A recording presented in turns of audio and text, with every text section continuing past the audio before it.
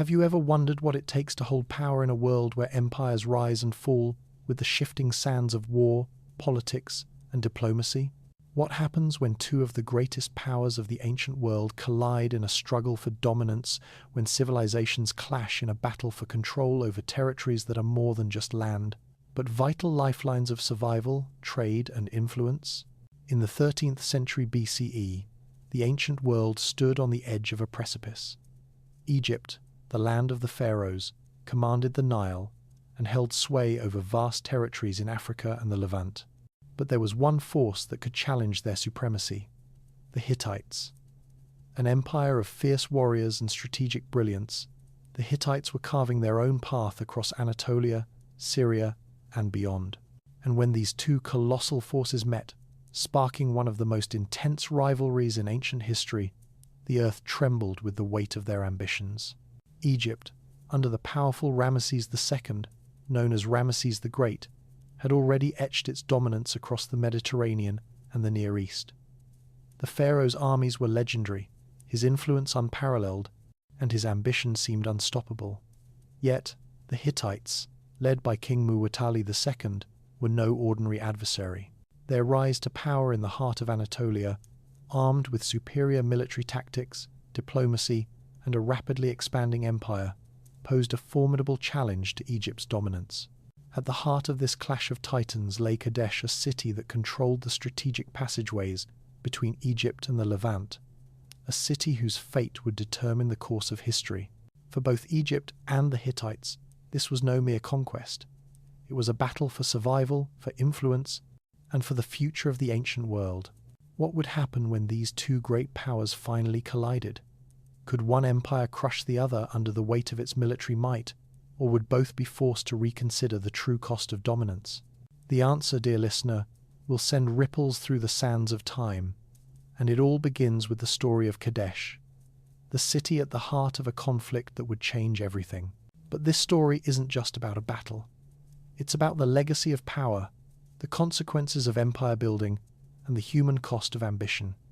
Behind every military campaign, every diplomatic move, every conquest, there are choices made by leaders, choices that ripple across generations. What strikes me most about this conflict is not just the scale of the military engagement, but the human element, the decisions that these kings had to make, often in moments of pressure, uncertainty, and shifting alliances. Both Ramesses II and Muwatalli II were not just playing a game of war, they were playing with the future of their peoples, the legacy of their dynasties, and the very fabric of their empires. And when you think about it, this is a challenge every leader faces, balancing ambition with the inevitable consequences of their choices.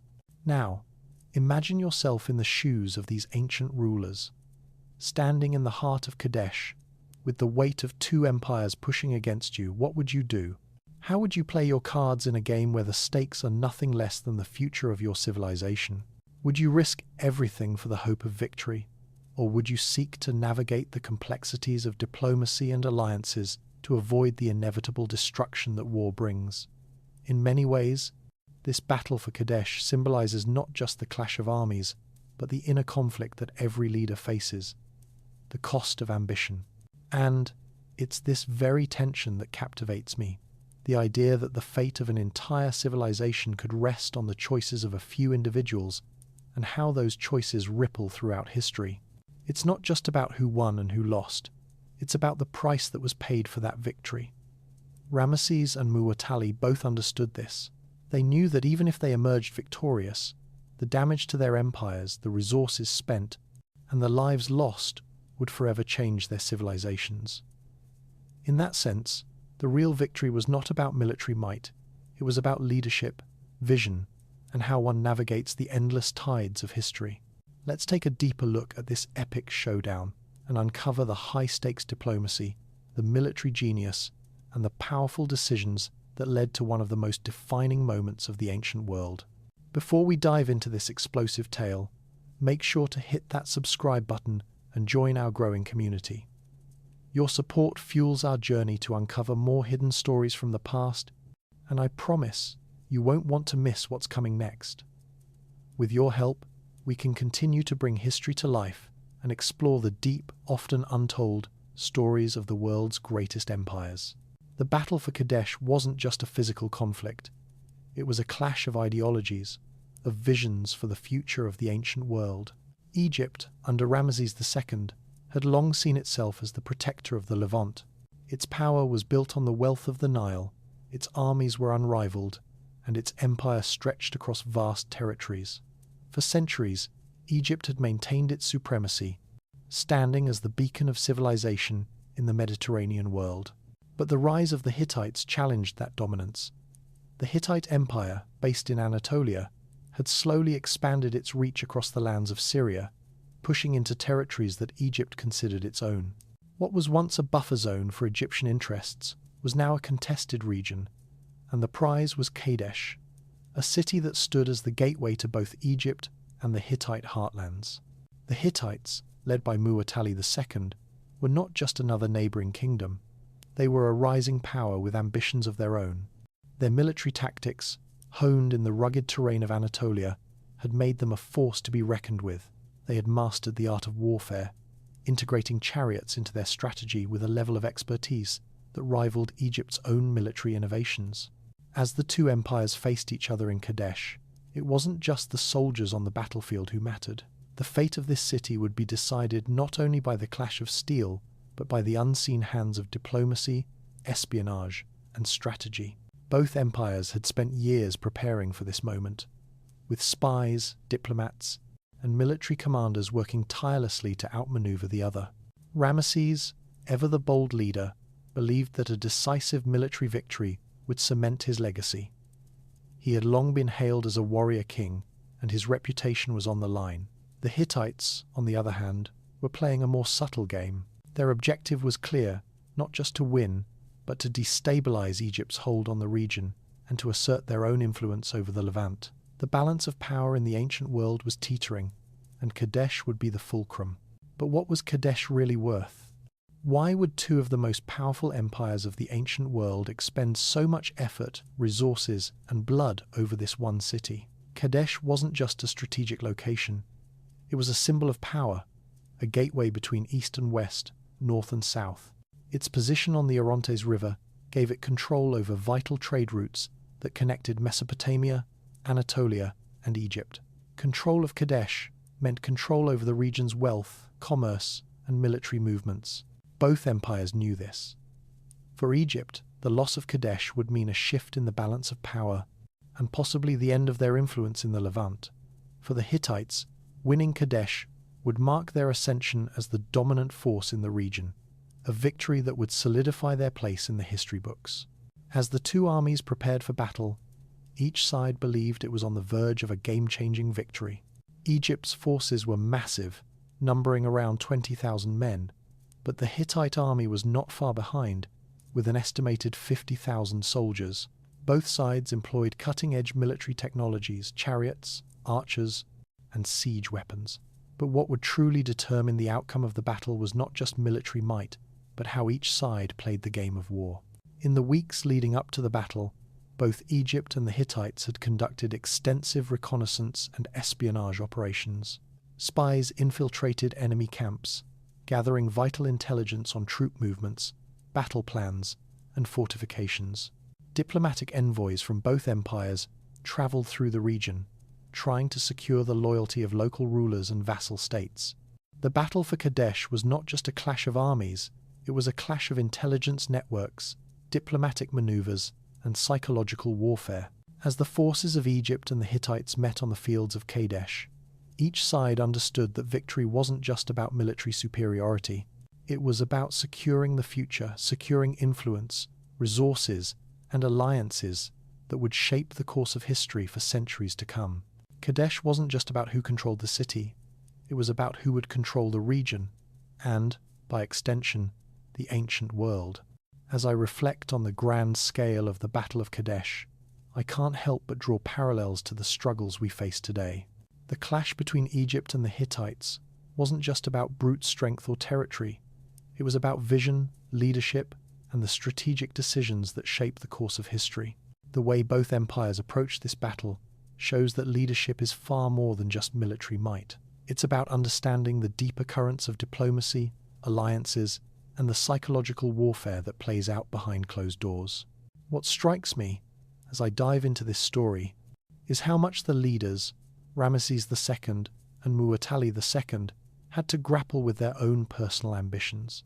Ramesses, known as the Great Warrior King, likely believed that victory at Kadesh would solidify his reign and leave a legacy that would echo through history. He understood the weight of the title great, but the question must have lingered, what does greatness truly cost? Muwatalli II, on the other hand, was not fighting merely for survival, he was fighting for respect, for the recognition of his empire as a true contender on the world stage, something Egypt had long dominated. He knew that securing Kadesh wasn't just about conquering a city, it was about reshaping the balance of power in the ancient world. Both kings made decisions that were undoubtedly influenced by their personal vision for their empires. The tension here, to me, is not only in the clash of armies but also in the internal battles each leader faced. How much should they risk? What does it mean to fight for one's legacy versus the actual survival of their people? It's a struggle many leaders, even in the modern era, must grapple with. Do they follow their ambition, their desire for grandeur and history? Or do they step back, recognizing the cost of it all? As I think about this, it reminds me of how we as individuals often face the choice between ambition and caution. Sometimes, we are so focused on reaching the pinnacle of success that we overlook the consequences of our actions, both on ourselves and those around us. We see it in modern politics, business, and even in personal relationships. Our decisions have far-reaching consequences, often beyond what we can foresee. Ramesses II and Muwatalli II, too, must have felt that weight. They weren't just fighting for their empires, they were fighting for their legacies, trying to create something that would stand the test of time. What I find fascinating is how both leaders underestimated the cost of ambition. Sure, Ramesses II would return from Kadesh, hailed as the hero, but the battle didn't result in the complete domination he expected. It ended in a costly stalemate, a momentary shift in power that would soon be followed by negotiations. In the end, the political fallout from this war was far-reaching, with both sides weakened, their resources drained, and their internal stability challenged. The Hittites, despite their victory on the field, were also caught in the bind of ambition, and the aftermath of Kadesh would come to define the limits of their empire as well. This is the true lesson of Kadesh victory, in the grandest sense, isn't just about triumphing on the battlefield, it's about understanding that true power lies in the ability to manage the consequences of your choices. As we face our own struggles, whether on a personal level or in leadership roles, it's crucial to remember that our decisions, however small they may seem in the moment, ripple out and shape the future in ways we cannot always predict. At the core of this battle, and perhaps at the core of every battle throughout history, lies the eternal conflict, the pursuit of power and the cost of that pursuit. The ancient world may have been filled with chariot charges, iron weapons, and shifting alliances, but the questions these leaders faced are still with us today. How far are we willing to go to achieve our dreams? What are we willing to sacrifice to build our legacies? And most importantly, when does ambition become our greatest strength? And when does it become our fatal flaw? As I delve deeper into the ancient world, one aspect that never fails to fascinate me is the intricate relationship between diplomacy, warfare, and human ambition. When you look at two great empires like Egypt and the Hittites clashing over a city like Kadesh, you begin to understand that what's at stake is far more than just the physical control of land. It's the soul of an empire, its identity, and its place in the vast, ever-changing fabric of history. Egypt, a civilization that had long been the epitome of power and cultural magnificence, stood in a position that many would consider enviable. The pharaohs ruled over a mighty kingdom, stretching their influence across vast territories, bolstered by the incredible wealth from the Nile River and the military prowess of their armies. Under the reign of Ramesses II, Egypt was not just a nation, it was a beacon of civilization in the Mediterranean world. Ramesses was revered not only as a ruler but as a god-king, and the expectations placed upon him were immense. His reputation as a warrior king was legendary, and with that came an overwhelming burden to maintain Egypt's power, to constantly reinforce the idea that no force could ever challenge their supremacy. But the rise of the Hittites was a story of ambition, a quiet yet undeniable surge of power that threatened Egypt's long-standing dominion. Muwatalli II, though not as famous in modern history as Ramesses, was an equally formidable ruler. His empire, though geographically more fragmented and newer than Egypt's, had built its strength on superior military tactics, strategic alliances, and an unyielding desire to expand. The Hittites were not a passive force. They understood that the changing tides of power meant the old world order, dominated by Egypt, could no longer be taken for granted. To them, Kadesh wasn't just a city, it was a key to the future, a piece of the puzzle that would allow them to shape the next chapter in the story of the ancient world. Kadesh represented something beyond its physical geography. It was a symbol of power, a gateway that stood between two great civilizations. For Egypt, losing Kadesh would be an unimaginable blow. It would mean a loss of control over key trade routes, military influence, and a diminished place in the region's complex political landscape. For the Hittites, seizing Kadesh wasn't just about gaining access to these resources, it was about proving their worth on the world stage. They understood that the act of defeating Egypt in such a strategic location would change the very course of history, altering the balance of power in the ancient Near East. When I think about the motivations driving both empires, it strikes me that it's not just about resources or territory, but about the human desire for legacy. Both Ramesses II and Muwatalli II were driven by a vision not just of expanding their empires, but of securing their place in history. The scale of their ambition was staggering. The decisions made on that battlefield were not just tactical moves, they were personal. Both kings knew that their actions would define the legacy of their reigns, and perhaps even the future of their peoples. Every choice, from military strategies to diplomatic negotiations, was charged with the weight of this knowledge. But here's where things get even more interesting. While both Ramesses II and Muwatalli II were undoubtedly aware of the importance of Kadesh, I believe that their approach to the conflict reveals a deeper truth about leadership and human nature. Ramesses, the great warrior king, believed in his military might. He relied on his strength as a leader, his ability to command, his prowess in battle, and the unwavering loyalty of his people. He believed that a decisive victory at Kadesh would cement his place as one of the greatest rulers in Egyptian history, reinforcing the idea that Egypt was invincible, a force of nature that could not be dethroned. Muwatalli II, on the other hand, recognized that warfare was not the only tool in the game of empire building. He understood that strength in battle was essential, but diplomacy and intelligence were just as important. The Hittites, in their rise to power, had developed a sophisticated system of espionage, using spies to infiltrate enemy camps, gather intelligence, and outmaneuver their adversaries. Muwatalli didn't just want to win Kadesh, he wanted to destabilize Egypt's influence in the region, undermine their position through subtlety, and force them into a situation where they would have to negotiate. I find this approach particularly fascinating because it shows a deep understanding of human nature, of how power can be shifted, not just through force, but through perception and diplomacy. But what does this battle teach us about leadership, ambition, and human nature? In many ways, it mirrors the struggles we face today, whether in politics, business, or even our personal lives. Both Ramesses and Muwatalli were fighting for something much larger than a city or a piece of land. They were fighting for control over their legacies. We all face moments where we must decide whether to fight aggressively for what we want or to consider more subtle strategies that might be more effective in the long run. And we all know that sometimes, even when we think we've won, the true costs of our victories are not immediately apparent.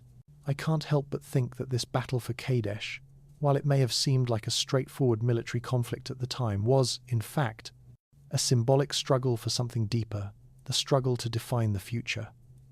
Ramesses and Muwatalli were not only fighting to control Kadesh, but to set the stage for how history would view their empires. In the end, Kadesh taught both sides a crucial lesson. Military victories may change the balance of power, but the true cost of ambition is far more than what's visible on the battlefield. It's a lesson about leadership, about understanding the weight of your decisions, the human cost of your actions, and the lasting consequences that ripple through time. What struck me most deeply about this battle, and this entire conflict, is that leadership is not about winning battles, it's about winning the future. As I reflect on this, I realize that we can learn a lot from the way these leaders navigated their worlds. It's not just about the grand gestures or the loud triumphs, it's about the quiet, subtle shifts, the behind-the-scenes decisions that change the course of history. We all face moments of pressure, moments when our choices can have far-reaching consequences. And just like Ramesses and Muwatalli, we must ask ourselves, what do we want our legacy to be? Will we play the short-term game of victory, or will we look to the long term, understanding that every decision we make today will shape the world of tomorrow? In the end, the battle for Kadesh wasn't just a war between two empires. It was a war of ideas, a struggle for control over the future of the ancient world. And as we look back at that moment in history, we are reminded that the real battle is not just fought on the field, it's fought in the minds and hearts of those who lead. As I think about the lessons we can take from this ancient clash, one thing stands out. The real battle wasn't just fought with swords and chariots, it was fought in the hearts and minds of the leaders who dared to take such risks. History, with its endless cycle of power struggles, is filled with moments where great rulers and empires clashed for supremacy. But what sets this battle apart, what makes it so profoundly relevant, is the way it shines a light on the choices that define leaders. Choices that reverberate through the ages, long after the dust has settled on the battlefield. When you think about leadership, you often think about power, who holds it, who wants it, and who can maintain it. But leadership, as seen in the stories of Ramesses II and Muwatalli II, is more about the ability to navigate the complex web of ambition, responsibility, and legacy. Both of these men were not simply trying to win a battle, they were trying to win a future. And this concept of winning the future is something that resonates deeply with me.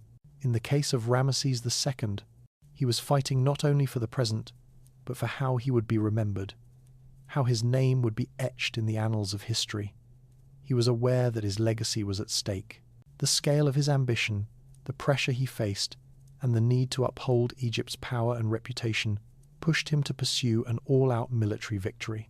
But what's compelling to me is that Ramesses, in his quest for glory, may have been too focused on the immediate victory rather than the long-term consequences of his actions.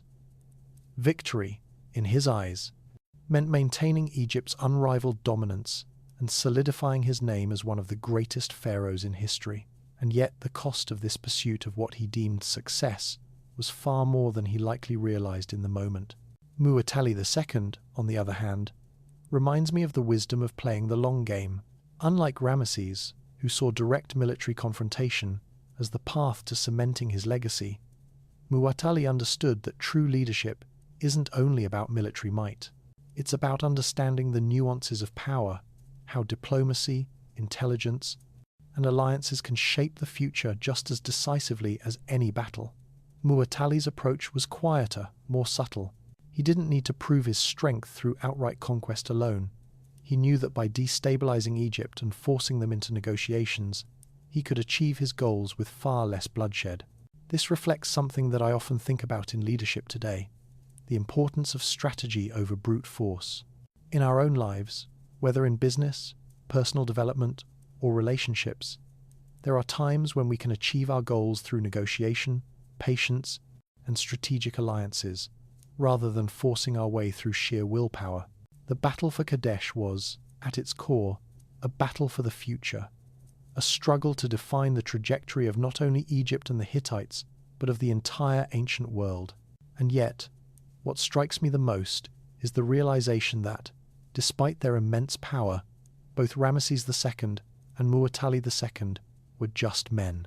They were human beings grappling with the weight of their choices, aware of the immense consequences their decisions would have not only for themselves but for their empires and the generations that followed. When you think about it, leadership is never truly about one individual or one moment of glory. It's about the ripple effect, the way decisions echo throughout time, affecting the lives of countless others, both directly and indirectly. When I reflect on this, I find myself asking, how do we, in our own lives, deal with the weight of our decisions? How often do we rush towards short-term victories, blinded by the immediate rewards, without considering the longer-term impact? The challenge that Ramesses II and Muwatalli II faced is the same challenge we face in our own lives. We all have ambitions, dreams, and goals that we want to achieve, and it's tempting, at times, to think that the most direct path to success is through sheer determination and force. But like the leaders of ancient empires, we must also ask ourselves, what are we willing to sacrifice for those victories? What will the cost be? Are we playing the short-term game of victory, or are we, like Muwatalli, taking a more strategic approach, one that will serve us in the long run? In today's fast-paced world, where immediate results are often expected and celebrated, it can be difficult to remember that the most profound success often requires patience, intelligence, and a willingness to think beyond the present moment. Leadership, in its truest form, isn't just about seizing the moment. It's about considering the future, navigating the complexities of human ambition, and understanding the far-reaching consequences of our actions. Just as Ramesses and Muwatalli faced the consequences of their choices in ancient times, we too must reflect on the decisions we make every day and how they shape the world around us. In the end, the Battle of Kadesh wasn't just a physical conflict. It was a moral and psychological test for both leaders. It was about the cost of ambition, the weight of legacy, and the consequences of one's choices. As I ponder the legacies of both Ramesses II and Muwatalli II, I realize that leadership isn't just about victory. It's about how you lead your people, how you navigate the complexities of power, and how you balance short-term needs with long-term vision. And perhaps, the most important lesson we can take from the Battle of Kadesh is that while military victories may change the balance of power, the true cost of leadership is far deeper than any battlefield can reveal. In my view, the true measure of a leader lies not in their ability to win battles, but in their ability to guide their people toward a future that transcends the moment of conflict.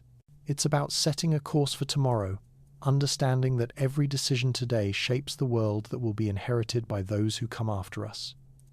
This battle for Kadesh, with all its military strategies, diplomatic maneuvering, and the crushing weight of ambition, offers us timeless lessons about leadership, legacy, and the human cost of empire building. And as we reflect on this ancient conflict, I hope we remember that the true test of leadership is not about winning. It's about building a future worthy of our efforts, one decision at a time. As I reflect on the significance of the Battle of Kadesh, one thing that stands out to me is how the clash between Egypt and the Hittites was not just a contest of military power, it was also a battle of identities. Each empire was not only fighting to secure territory or control trade routes, but also to define its place in the world, its legacy, and its future. And when we look at this battle through the lens of human ambition, it's clear that the true stakes were much more profound than any single battle could reveal. Ramesses II, the pharaoh of Egypt, was a ruler burdened by the weight of history. Egypt had been the dominant force in the Mediterranean for centuries, and under his reign, the expectations were even greater. As a king, Ramesses had to maintain the grandeur and invincibility of Egypt's legacy. His armies were legendary, and his name had become synonymous with power.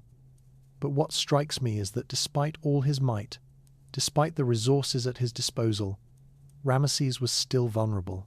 Like all great leaders, his reign was defined not only by his victories, but by the looming shadow of the possibility of failure.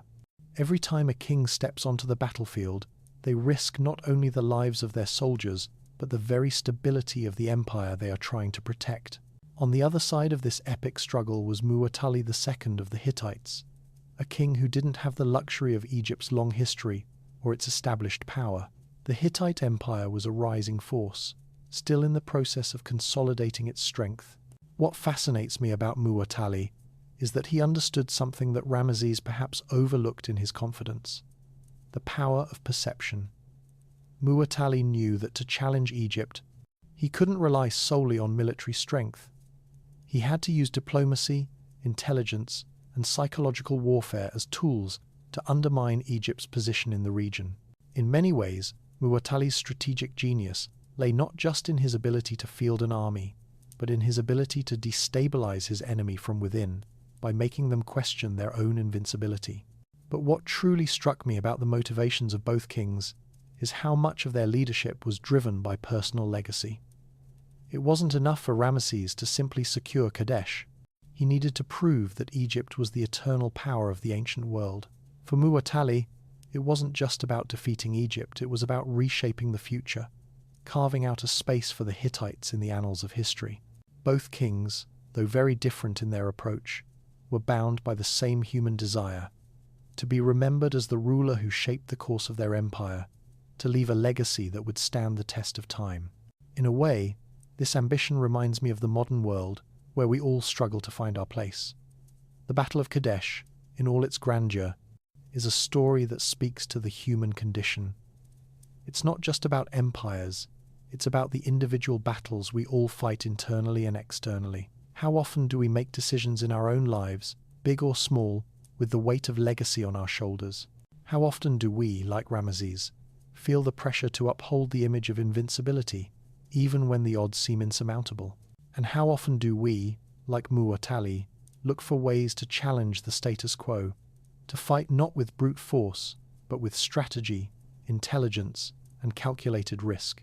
I find that, at its core, the story of Kadesh teaches us something about ambition and leadership that is both timeless and deeply personal. It's about understanding that power is not just about strength, it's about vision, perception, and the ability to make difficult decisions in the face of uncertainty. Both Ramesses and Muwatalli were aware that their actions would shape their legacies, and in doing so, they were willing to gamble everything. But in gambling everything, they also understood that the cost of victory might be greater than the reward. As I think about this, I realize that the lessons from Kadesh go beyond the battle itself. In our lives, we are constantly making decisions that have the potential to change the course of our personal histories. Every action we take, every decision we make, carries with it the weight of legacy. But just like Ramesses and Muwatalli, we must understand the cost of that legacy. Are we willing to sacrifice everything for a fleeting moment of glory? Or can we, like Muwatalli, take a more calculated approach, one that focuses not just on immediate victory but on securing a long-lasting future? The choices of both Ramesses II and Muwatalli II offer a powerful reminder of the complexities of leadership. It's easy to focus solely on the victories and the battles, but the real story is about the choices behind those moments.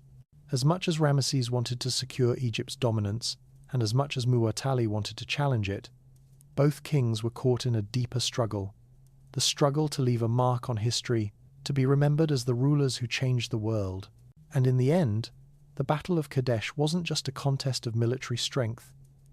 It was a test of leadership, legacy, and the human desire to leave behind a lasting impact. This brings me to a personal reflection. We all face moments in life where we must decide how we want to be remembered. Whether it's in our careers, in our relationships, or in our communities, we are constantly shaping our own legacy. And the question I ask myself, and I encourage you to ask yourself, is this: what kind of leader do you want to be? Do you want to be remembered for fighting for immediate victories, or do you want to be remembered for making decisions that secure a better future for those who follow you? The Battle of Kadesh teaches us that leadership isn't about winning every battle. It's about understanding the cost of victory and the legacy that comes with it. Both Ramesses and Muwatalli fought not only for control of Kadesh, but for something much more profound, the future of their civilizations. And in that struggle, they showed us that true leadership is not just about conquering territory, it's about shaping the course of history, one decision at a time.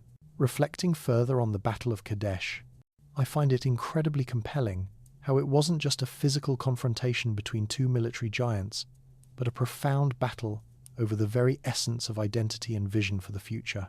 Both Ramesses II and Muwatalli II were not only leading their empires, they were leading them with the weight of history upon their shoulders, with a deep sense of responsibility not just to their people, but to their legacies. The choices they made were more than just tactical decisions, they were statements about who they were and how they wished to be remembered. And that, to me, is something that resonates deeply with the human condition today. What struck me about both leaders is how much they were willing to sacrifice for their ambitions. Ramesses, with his insatiable drive to protect and expand Egypt, was not just fighting for the control of Kadesh, he was fighting for his vision of Egypt's future as the undisputed superpower of the ancient world. It's easy to assume that the king's personal ambition was solely about the glory of Egypt, but when you step back and think about it, his drive was much more complex. His desire for dominance stemmed not just from a place of power, but from a deep-rooted fear of the inevitable fall of every empire. Even the mightiest civilizations have their limits, and for Ramesses, there was a pressing urgency to assert Egypt's place in history before that time came. To lose Kadesh wasn't just to lose a city, it was to lose the very narrative that Egypt was invincible, eternal, and unrivaled.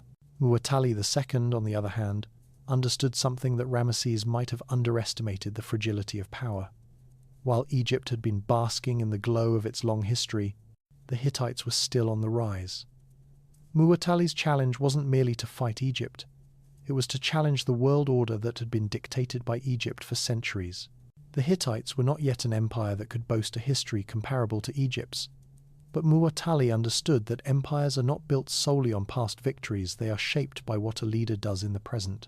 To take Kadesh wasn't just about territory, it was about seizing a foothold in history, disrupting the flow of power, and setting in motion a new future for his people. In his mind, this wasn't just a war of conquest, it was a calculated move to reshape the world order. This battle speaks to a larger truth that we all must face in our own lives. The desire to leave a legacy is universal. We all want to be remembered for something meaningful, whether it's as a leader, a creator, a parent, or simply as someone who made an impact. And that desire for legacy often brings with it the pressure to act decisively, to make choices that will be remembered long after we are gone.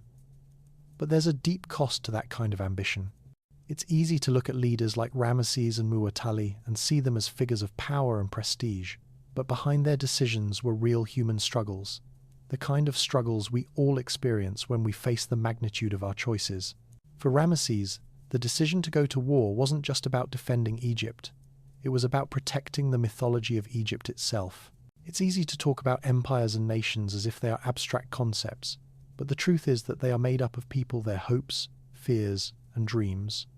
When a king goes to war, it's not just about the battlefront, it's about the people who will live and die for the cause. Ramesses, in his pursuit of glory, had to balance the future of his people with the ever-present risk of failure. I wonder if he ever stopped to think about the cost of that failure, the lives lost, the resources drained, and the potential destruction of the very empire he worked so hard to build. Muwatalli, on the other hand, presents a different kind of leadership, one that understands that power doesn't always come from sheer force, but from timing, diplomacy, and perception. His brilliance lay in recognizing that while Egypt had military power, the Hittites had the ability to destabilize Egypt's political and diplomatic standing. By undermining Egypt's influence through intelligence and espionage, Muwatalli knew that the long-term success of the Hittites lay not in defeating Egypt on the battlefield, but in forcing Egypt to rethink its position. This is a lesson that resonates strongly with me today. How often do we think that brute force or sheer determination will win the day? But sometimes, the more effective strategy is to be patient, to recognize the value of perception, and to understand that leadership is about more than just winning. It's about shaping the future in ways that can't be measured by immediate victory. Both Ramesses and Muwatalli were driven by an ambition to be remembered, but their approaches were strikingly different. Ramesses was the embodiment of a ruler who believed in the strength of his empire, who sought to secure his place in history through military might and strategic brilliance. Muwatalli, though similarly ambitious, was far more nuanced in his approach. He recognized that power isn't just about control, it's about understanding when and how to challenge the dominant forces. This kind of insight into leadership speaks volumes about human nature and ambition. It makes me reflect on how we, too, must make decisions in our own lives, sometimes with the expectation of immediate results, but sometimes with the understanding that real power is about securing a long-term vision, shaping the world we want to leave behind, and understanding the complexities of our choices. But there's something even more poignant that I draw from this battle, something that resonates deeply with me personally. As much as this was a battle for legacy, for power, and for the future, it was also a reminder of how fleeting that legacy can be. The true cost of ambition as Ramesses and Muwatalli both learned, is that no matter how hard you fight to shape the future, history has its own course. The Battle of Kadesh, though monumental in its time, eventually became just another moment in a long, complex history that spanned millennia. In the grand scheme of things, no empire is invincible. The costs of war, of ambition, and of power are steep, and even the most brilliant strategies can end in stalemate, compromise, or collapse. This is something I think about often. In our modern world, we strive for success, we strive for meaning, and we strive to leave behind something that will outlast us. But the story of Kadesh reminds us that sometimes, even when we achieve what we think we want, we must ask ourselves, at what cost? What are we willing to sacrifice to secure our place in history? And what is the real legacy we leave behind? The story of Ramesses and Muwatalli teaches us that leadership is not just about victories and conquests. It's about the legacy we leave and the impact of our decisions. Every choice, no matter how small, has the potential to shape the future in ways we can't always predict. And as I reflect on this battle, I realize that the true power lies not in the ability to dominate, but in the ability to understand the full consequences of our actions, to weigh the cost of victory against the cost of failure, and to lead in a way that honors both the present and the future. In the end, the Battle of Kadesh wasn't just about who won or lost. It was about the deeper, more personal story of how the greatest leaders of the ancient world navigated the complexities of ambition, legacy, and the human desire to be remembered. And it's a story that continues to resonate with me today, as we all grapple with the weight of our own decisions, ambitions, and the legacies we hope to leave behind. As I reflect on the Battle of Kadesh, there's an undeniable realization that echoes across time, and that is the understanding of how power and diplomacy interact in a way that transcends the battlefield. The outcome of the conflict wasn't solely determined by the strength of the armies or the number of soldiers on either side. The true power, I believe, lay in the ability of both empires, Egypt and the Hittites, to wield influence not only through their military might, but through their strategic understanding of the environment, the terrain, the political webs, and even the psychological warfare that underpinned their diplomacy. When I think of the power of diplomacy, I can't help but think about how much of it mirrors the world we live in today. The tools may be different, but the core principles remain the same. Today, it's not only about military might or economic dominance, it's also about soft power, influence, and the ability to create alliances and reshape perceptions. In many ways, the ancient kings and rulers were early practitioners of this craft, often with their fates hanging on the delicate balance between aggression and negotiation.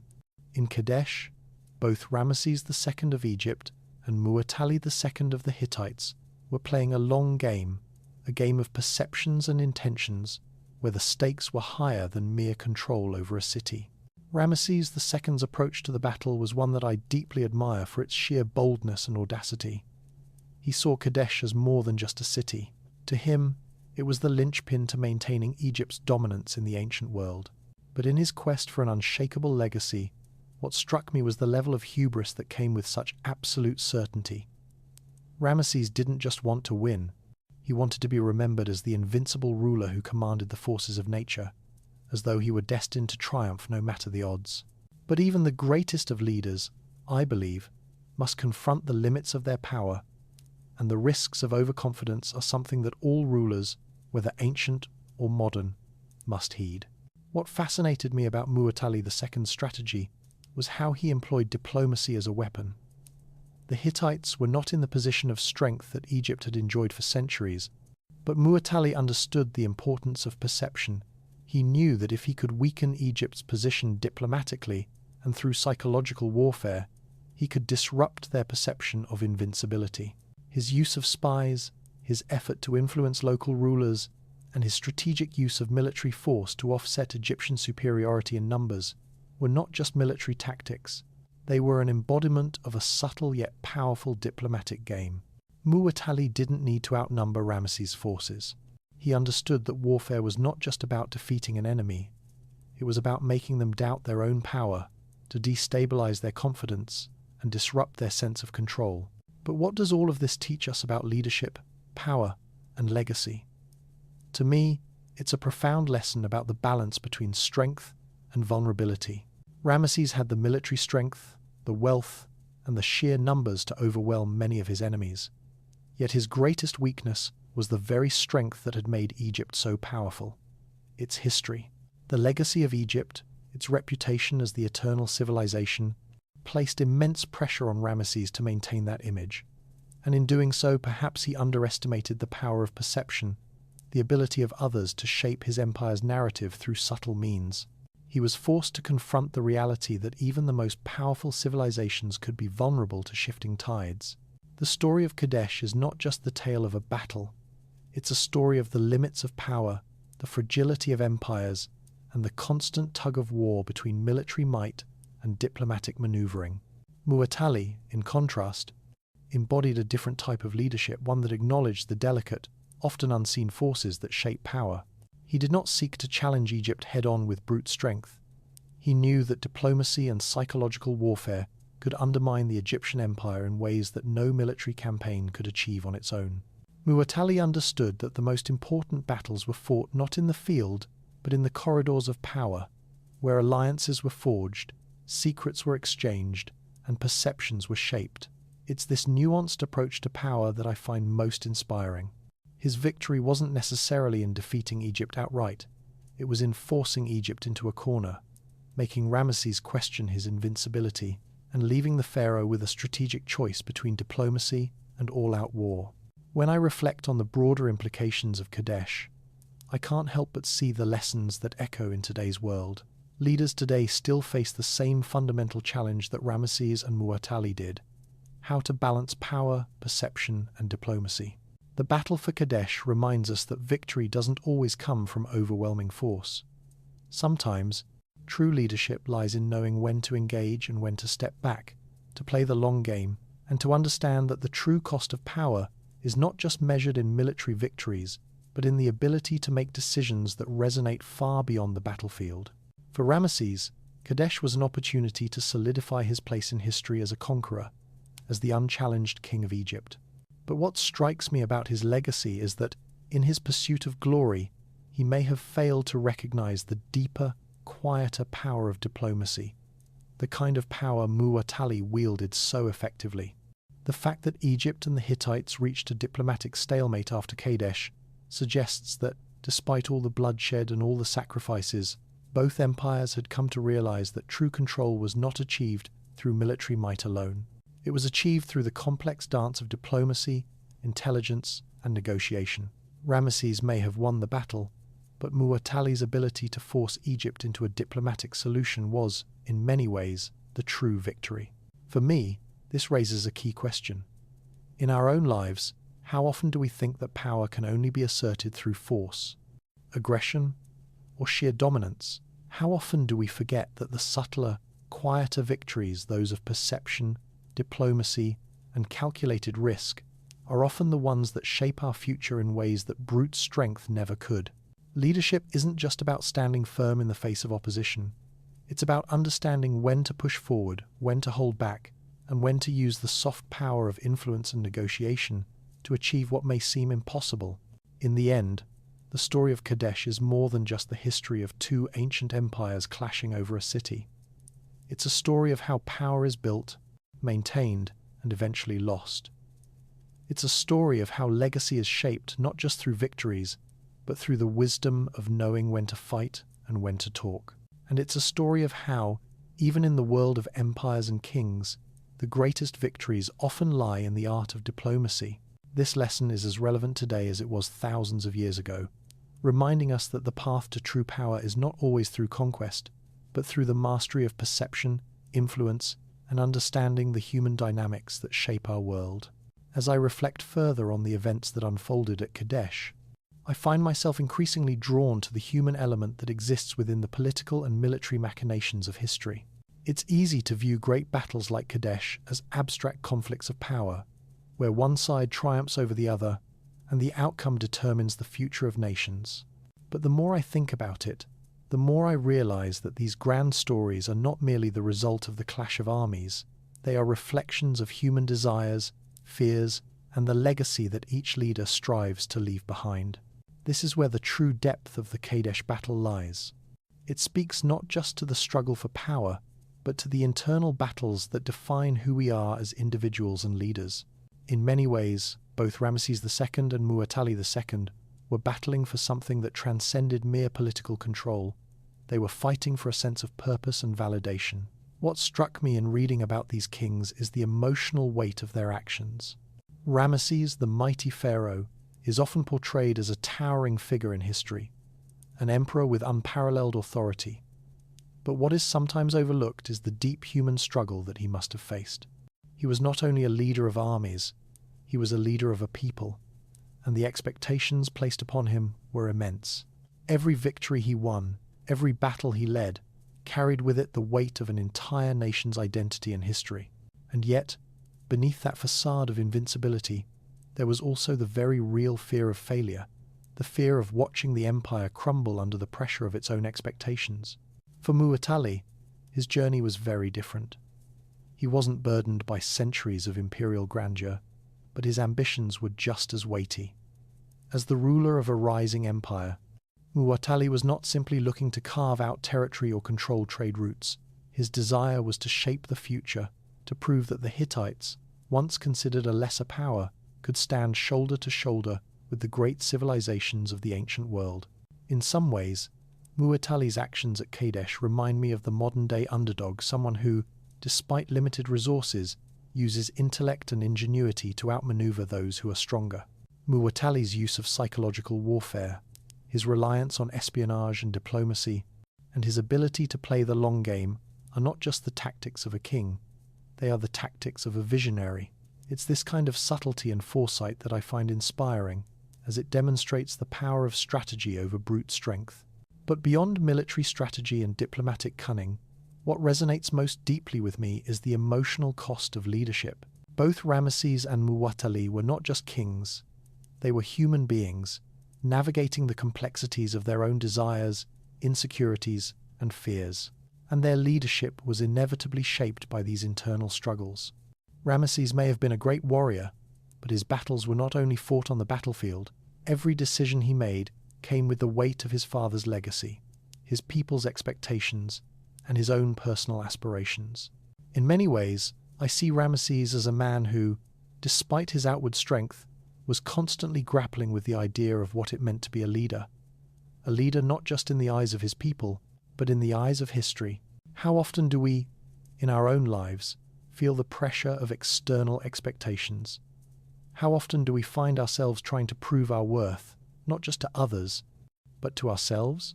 Muwatalli, on the other hand, while not as steeped in history as Ramesses, also faced his own unique set of challenges. The struggle for legitimacy, for recognition, was one that Muwatalli fought every day. He was not the established ruler like Ramesses. His empire was younger, its place in the world still uncertain.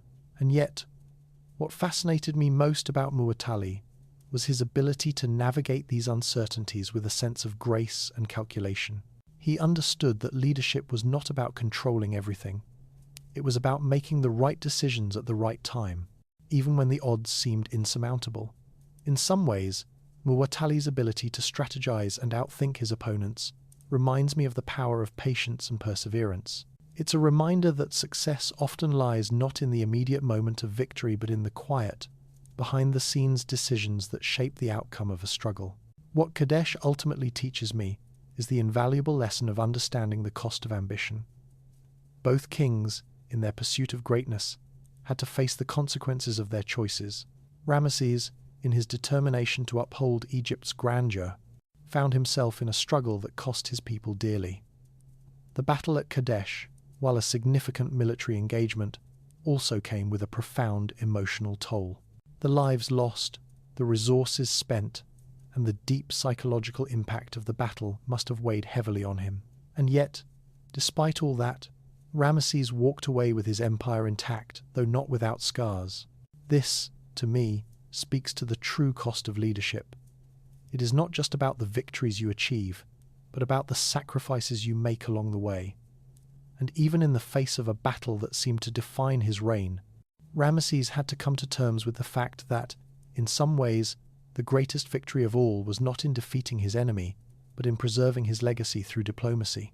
Muwatalli's victory, though less celebrated, offers a different perspective.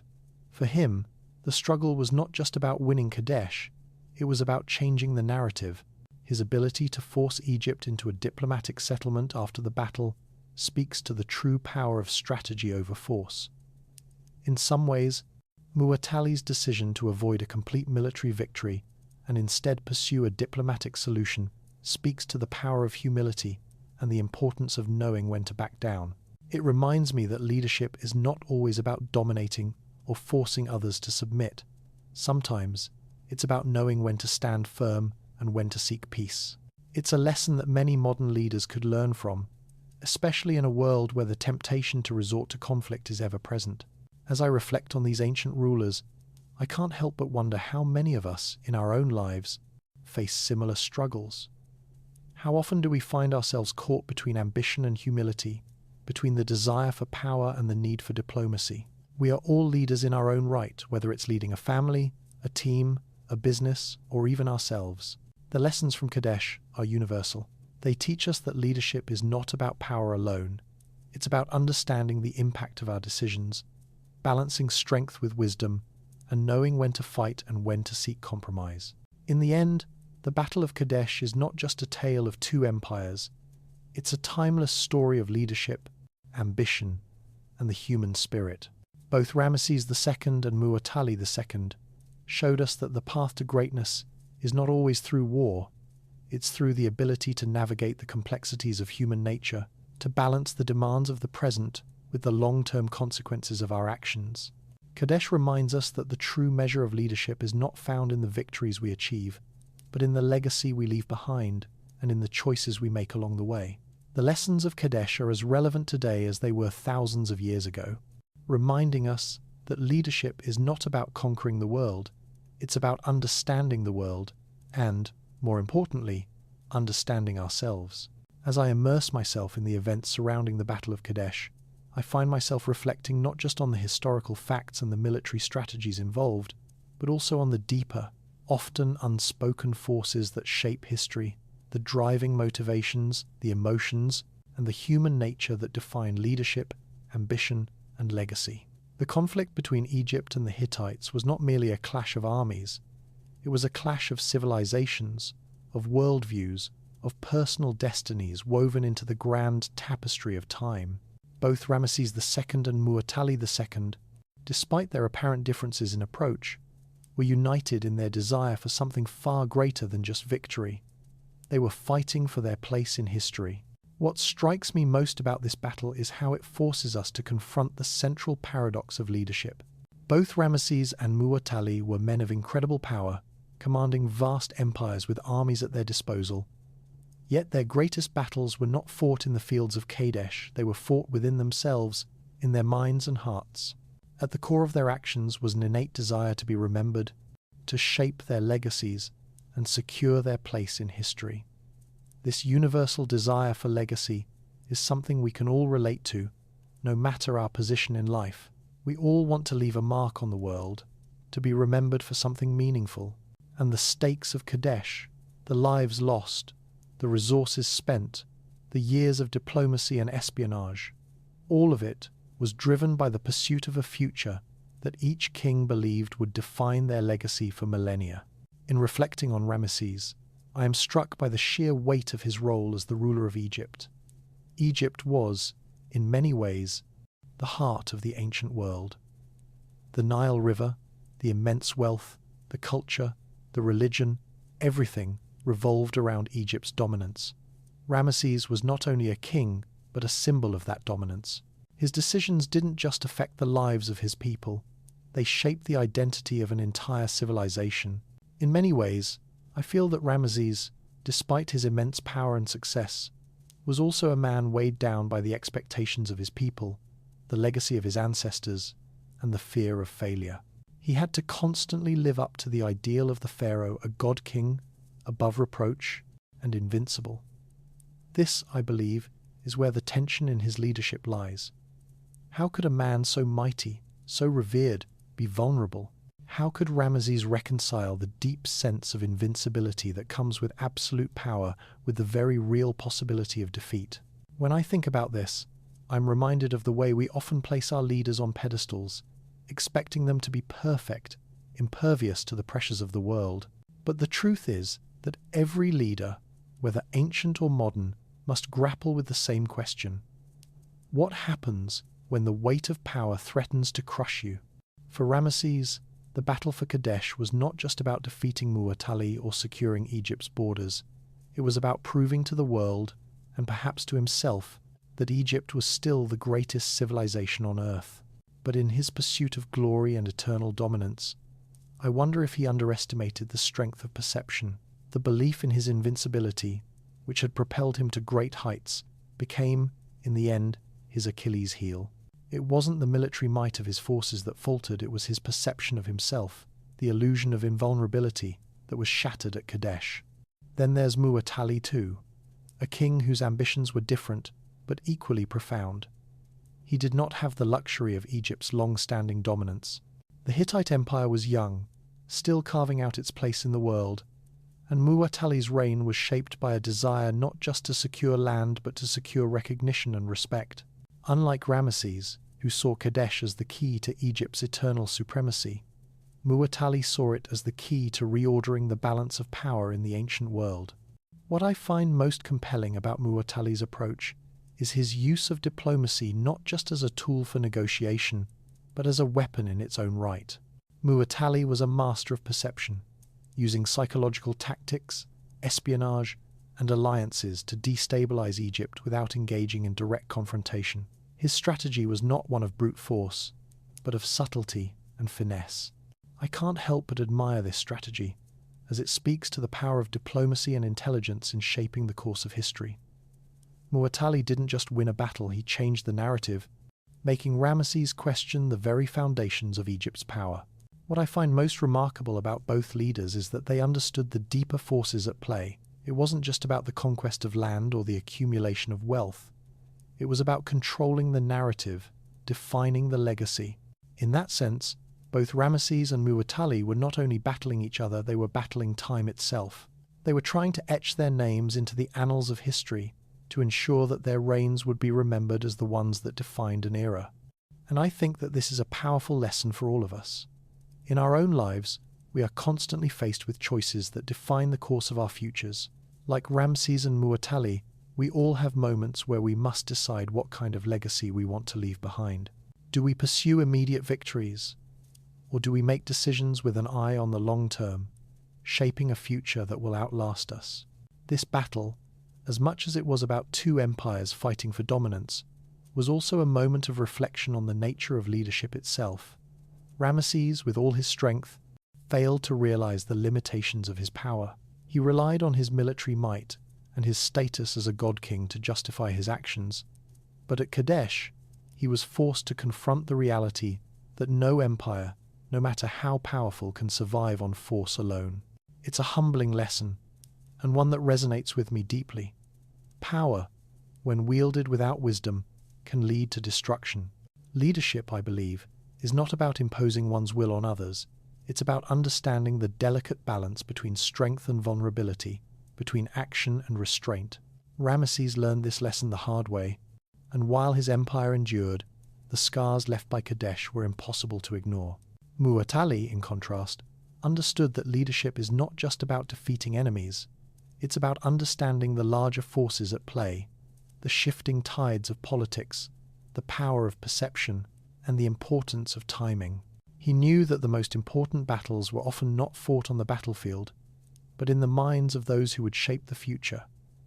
And while Muwatalli may not have won Kadesh outright, his ability to force Ramesses into a diplomatic settlement showed the true power of strategy over brute force. It's this kind of leadership that I find inspiring. It's not about domination or conquest. It's about understanding the long game and making decisions that secure a lasting future.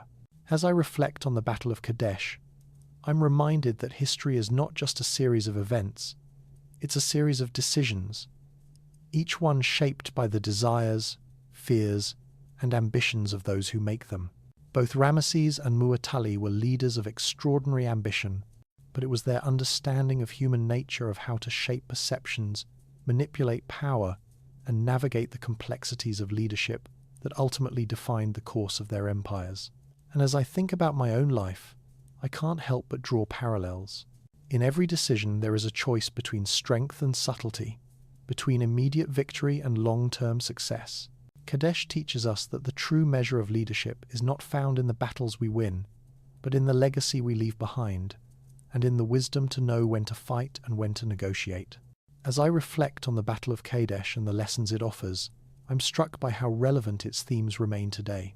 When I consider the dynamics between Ramesses II and Muwatalli II, it's clear that while these two leaders were separated by millennia, the challenges they faced are remarkably similar to the ones we encounter in our own lives. At its core, the conflict between them wasn't just a military clash.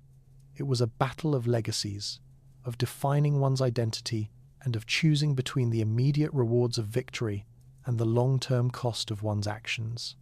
What's particularly striking to me is how often in life we too are faced with decisions that force us to weigh our immediate desires against our long-term goals.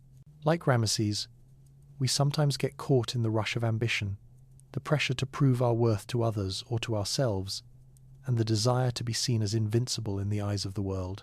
Yet, just as Ramesses faced the consequences of his hubris, we must also consider the consequences of our own actions and ambitions. Power, when wielded without self-awareness or wisdom, has the potential to lead to our downfall.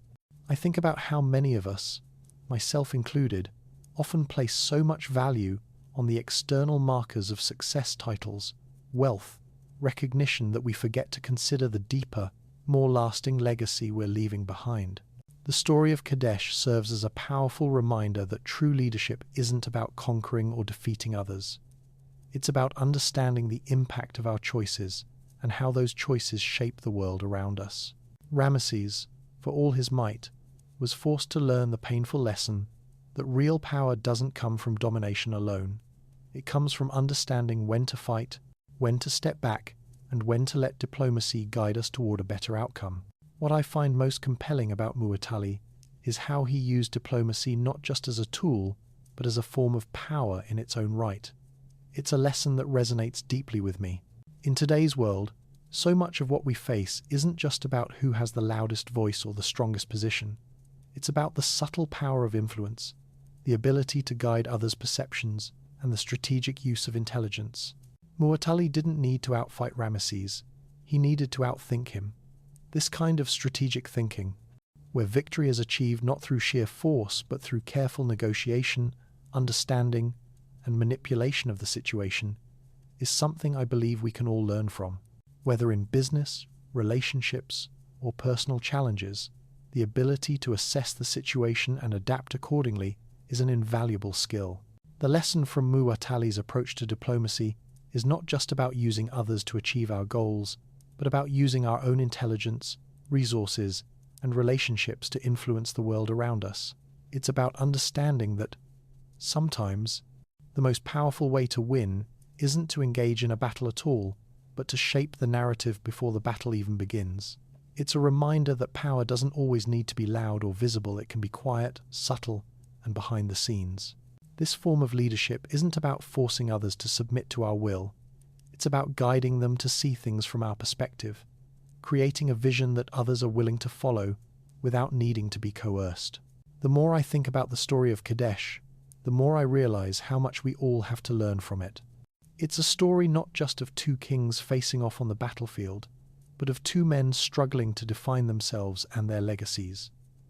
We are all, in our own way, battling to define our place in the world. The decisions we make, the strategies we employ, and the way we engage with others, all of these actions will shape our own legacies. Just as Ramesses and Muwatalli sought to carve their names into history, so too do we leave our mark on the world. What strikes me, though, is that the Battle of Kadesh wasn't just a military conflict, it was a profound moment of self-discovery for both leaders. In the end, both Ramesses and Muwatalli were left to contemplate not just the outcome of the battle, but the cost of their ambitions. Ramesses, for all his strength, had to face the reality that Egypt's dominance could not be maintained through sheer force alone.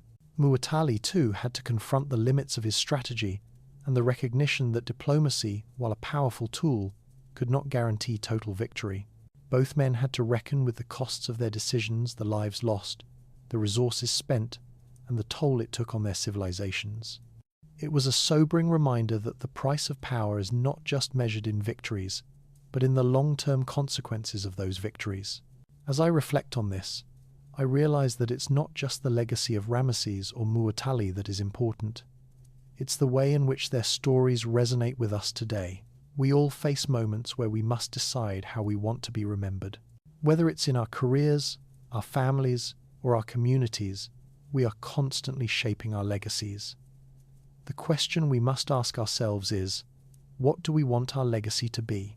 Are we focused solely on immediate success, or are we thinking about the lasting impact we will have on the world around us? The story of Kadesh reminds me that leadership, legacy, and success aren't just about the battles we fight or the victories we win.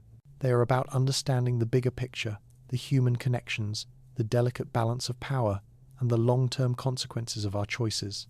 As I think about my own path, I realize that true power doesn't come from dominating others or from seeking glory at any cost. It comes from understanding when to act, when to step back, and when to use our wisdom, diplomacy, and intelligence to shape the future. In the end, the battle for Kadesh wasn't just about Egypt or the Hittites. It was about the human desire to shape our destinies, to leave a mark on the world, and to be remembered for something greater than ourselves. It was about the struggle to understand the complexities of leadership, the power of perception, and the delicate art of balancing strength with wisdom. The legacy of Kadesh isn't just about who won the battle. It's about the lessons we learn from the choices made, the strategies employed, and the human nature that shapes the world around us. Reflecting on the Battle of Kadesh, there's a profound lesson that continues to resonate with me, one that transcends the borders of history and war, reaching deep into the core of human ambition, leadership, and the pursuit of legacy. While the battle itself was fought with steel and blood, the true struggle, I believe, lies in the strategic maneuvering of minds, the manipulation of perception, and the very human desire to carve out one's place in the world. The story of Kadesh isn't just about two empires clashing in a struggle for supremacy. It's about the complex dance of power, perception, and legacy. It reminds us that every leader, every ruler, every person who seeks to influence the course of history must wrestle not only with external adversaries, but also with the internal forces of pride, fear, and desire. In the context of Kadesh, Ramesses II and Muwatalli II, though separated by centuries of time, were united in their understanding that victory or defeat would be determined not by the size of their armies or the strength of their weapons, but by their ability to control the narrative of history itself. Ramesses II, often hailed as one of the greatest pharaohs, was burdened by the weight of history. As the ruler of Egypt, the land of the pharaohs, his decisions echoed across the ages, and every battle he fought was not just a military engagement, but a personal statement about his place in the pantheon of rulers. Ramesses had inherited a legacy of grandeur, but with it came immense pressure to maintain the dominance of Egypt, to reaffirm the idea that Egypt was eternal, a civilization that would outlast all others.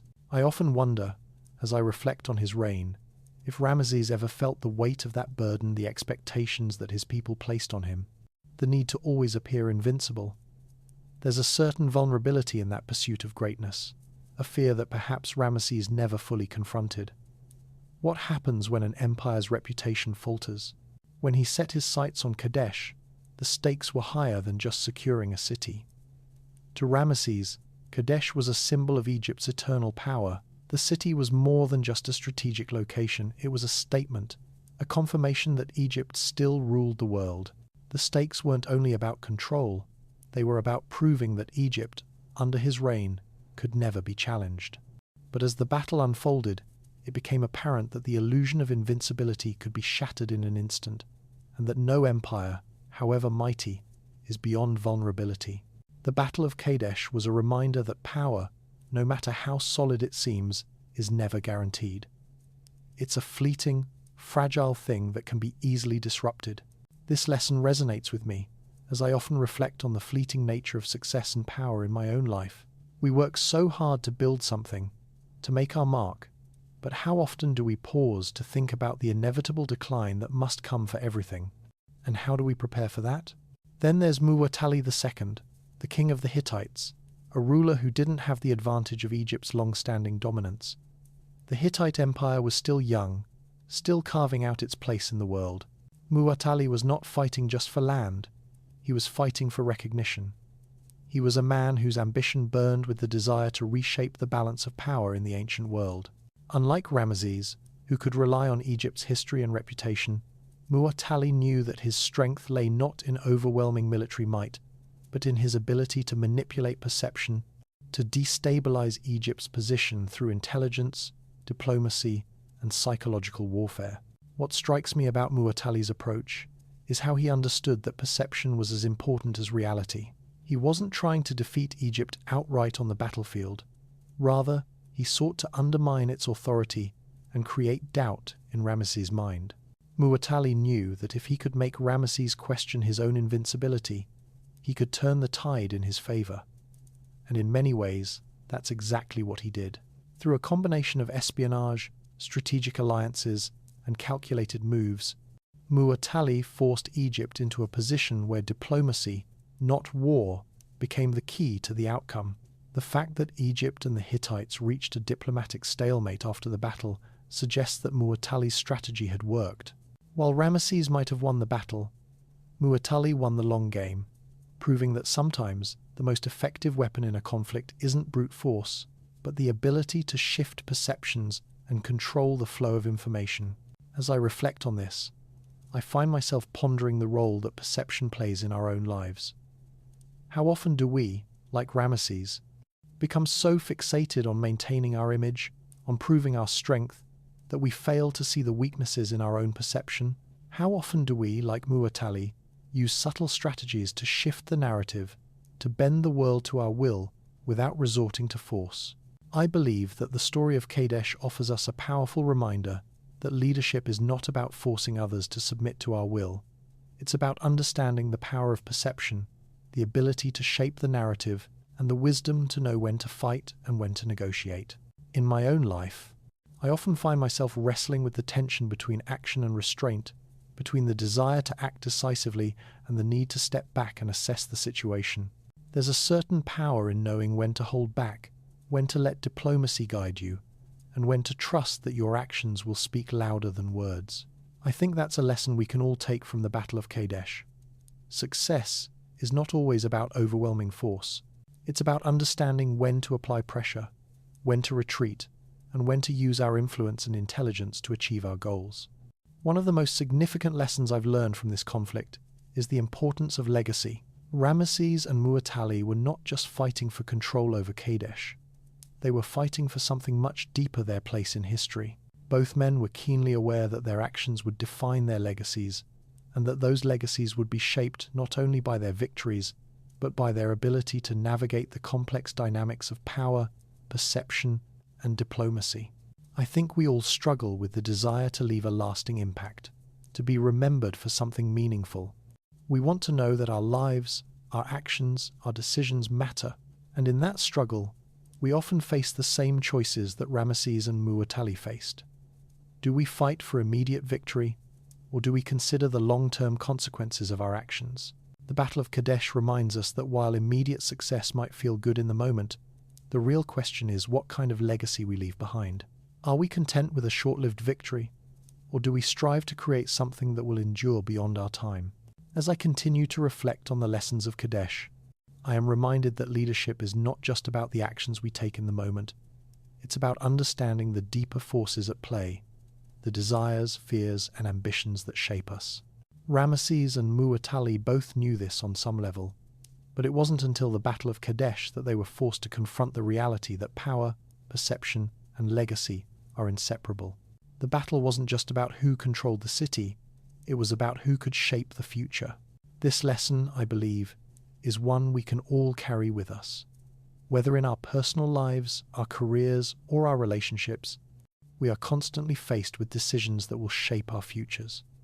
And just like Ramesses and Muwatalli, we must ask ourselves, what kind of legacy do we want to leave behind?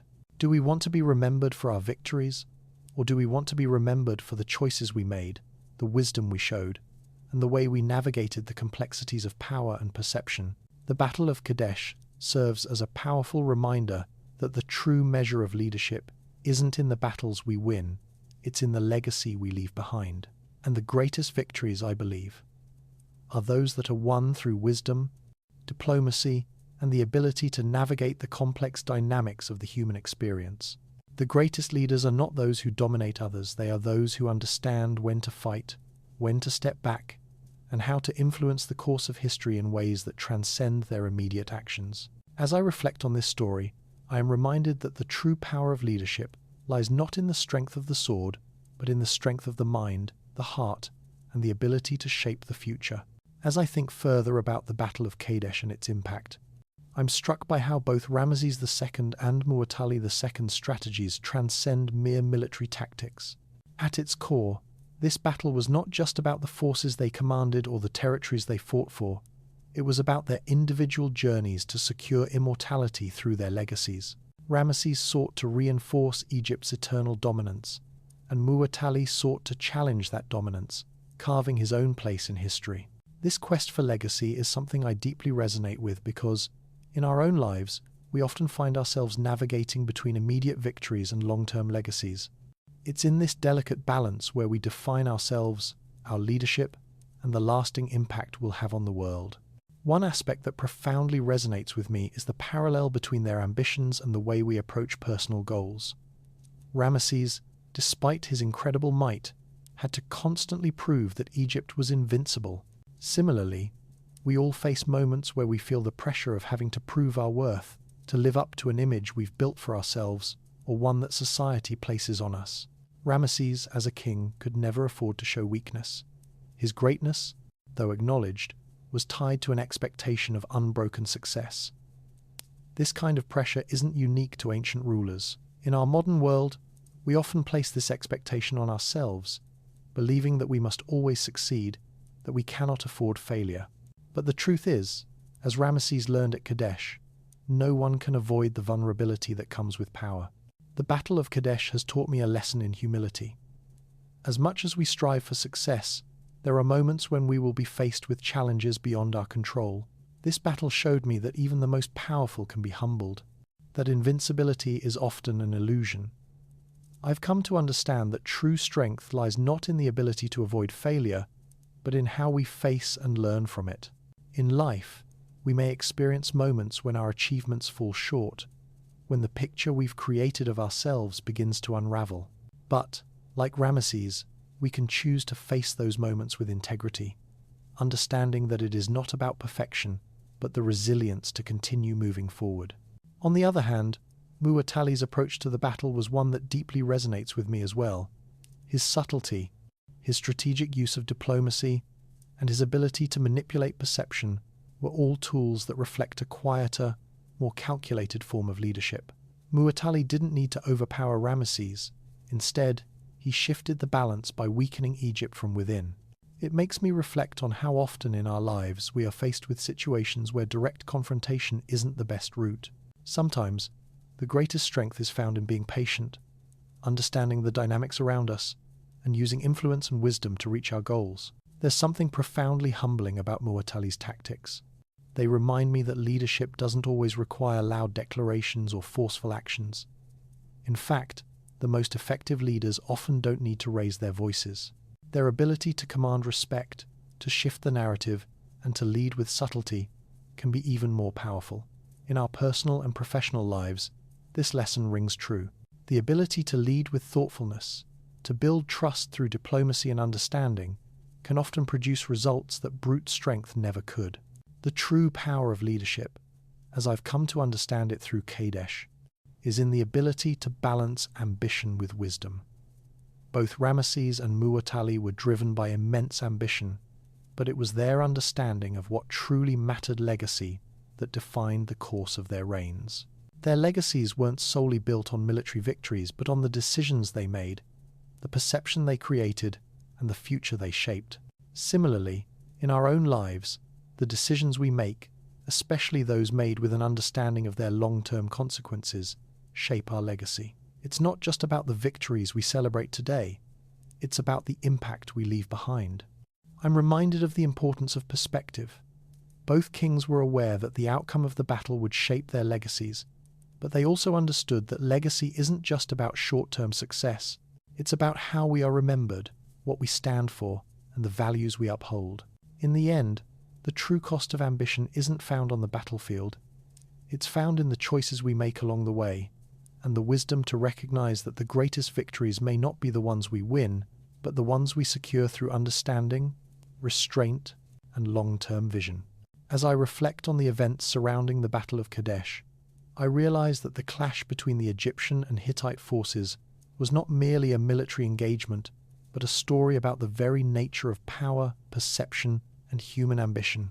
It was a defining moment that offers profound lessons on leadership, strategy, and legacy lessons that resonate not only in the context of ancient history, but in our personal and professional lives today.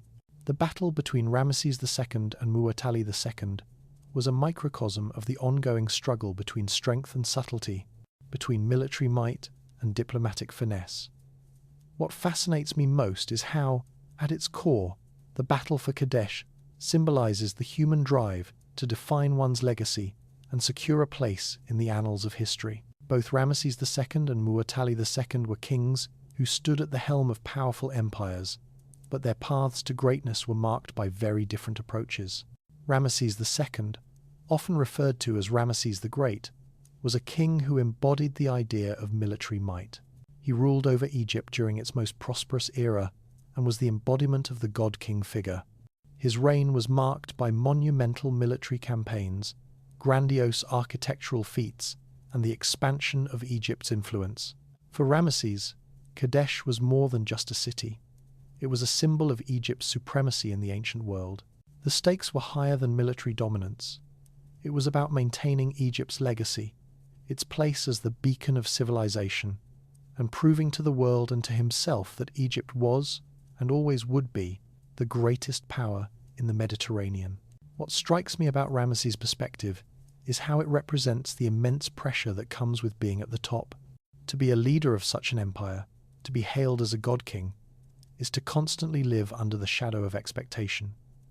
There is little room for error, for doubt, or for vulnerability. As much as Ramses was a symbol of invincibility, I can't help but wonder if his overwhelming desire for glory and eternal dominance ultimately led him into the very trap of overconfidence. In many ways, his identity as a ruler and the success of his reign were tied to his ability to project strength, to create an image of invulnerability. But as we all know, no empire is invincible forever, and no leader, no matter how great, is beyond the reach of failure. When Ramesses faced the forces of Muwatalli at Kadesh, the very foundation of his self-image as the unbeatable pharaoh was threatened. His immense military strength and reputation were tested, and for the first time in his reign, the spectre of defeat loomed large. This realization, though perhaps not immediately obvious, is something we can all relate to. The desire to be remembered, to maintain our place in the world, often blinds us to the fragility of the very power we wield. For Ramesses, Kadesh was a reminder that even the mightiest leaders must confront their limitations, and that the true strength of leadership lies not in the ability to never falter, but in the ability to acknowledge the possibility of failure and still continue forward. On the other hand, Muwatalli II's approach to the battle was strikingly different. The Hittite Empire, although powerful, was a relatively new player on the world stage compared to Egypt. Muwatalli didn't have the luxury of Egypt's long-standing reputation and dominance. However, what he did possess was an acute understanding of the complexities of power, both the power that came from military strength and the power that came from perception. While Ramesses relied on the sheer force of Egypt's might, Muwatalli understood that power is not solely about the physical presence of armies or weapons. Instead, he focused on the manipulation of perception, the use of diplomacy, and the intelligence-gathering tactics that could destabilize Egypt's control without engaging in a direct confrontation. What I find most compelling about Mu'tali's strategy is the subtlety with which he wielded his influence. He understood that war was not just about defeating an enemy, it was about making the enemy doubt their own power, to make them question their invincibility. And in many ways, Mu'tali succeeded in doing just that. Through espionage, strategic alliances, and the careful management of local rulers and perceptions, he forced Egypt into a position where Ramesses could no longer act with the same sense of certainty that had once made him untouchable. Mu'tali didn't just defeat Ramesses on the battlefield, he defeated him on the level of perception, forcing Ramesses to recognize that Egypt's power, though immense, was not limitless. I've often reflected on how Mu'tali's approach speaks to a deeper truth about leadership. It's easy to focus on the loud, visible aspects of power, the military victories, the conquests, the public displays of strength, but true power, as Mu'tali understood, often lies in the quiet, behind-the-scenes work. The alliances forged, the minds changed, and the ability to navigate complex dynamics. In my own life, I find that the most profound moments of influence don't come from force or intimidation, but from the ability to sway opinions, to shape narratives, and to build relationships that ultimately lead to long-term success. The story of Kadesh also offers valuable insights into the dynamics of leadership. Both Ramesses and Mu'tali were driven by the desire for legacy, but they went about securing that legacy in different ways. Ramesses sought glory through military victories and the expansion of Egypt's empire, while Mu'tali sought recognition by reshaping the balance of power. Both men understood that their actions would define their places in history, and that the legacies they would leave behind would be shaped by the choices they made in moments of crisis. In many ways, the decisions they made at Kadesh were not just about the city itself, but about the future they envisioned for their empires and for themselves. In my own life, I often find myself reflecting on the lessons that can be learned from their contrasting approaches to leadership. Ramesses, for all his might and grandeur, serves as a reminder that there are limits to power and that the pursuit of glory can sometimes blind us to the subtler, more effective paths to success. Mu'tali, on the other hand, shows us the power of perception, the importance of strategy, and the value of playing the long game. Both kings were fighting for something much bigger than a city. They were fighting for the future of their civilizations and for the legacies they would leave behind. As I think about these lessons, I realize that the Battle of Kadesh holds profound relevance for us today.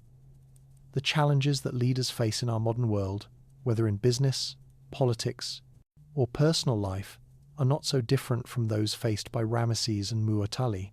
The decisions we make, the way we shape our narratives, and the relationships we build all play a crucial role in the legacies we will leave behind.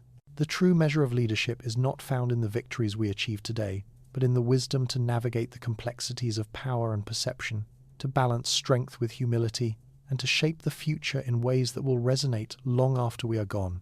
In the end, the Battle of Kadesh teaches us that leadership is not about domination or conquest.